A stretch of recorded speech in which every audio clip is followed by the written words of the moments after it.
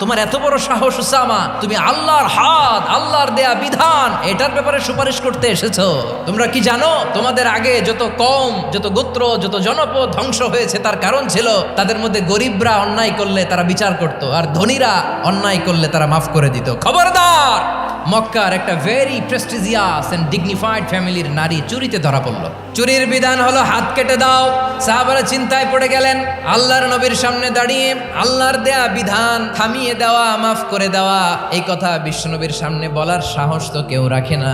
কেউ কেউ বলল, উসামারে পাঠাও। তরুণ সাহাবী বিশ্বনবীর কাছে গেলেন, যে বললেন, এবারের জন্য কি এই মহিলাটারে মাফ করে দিলে হয় না?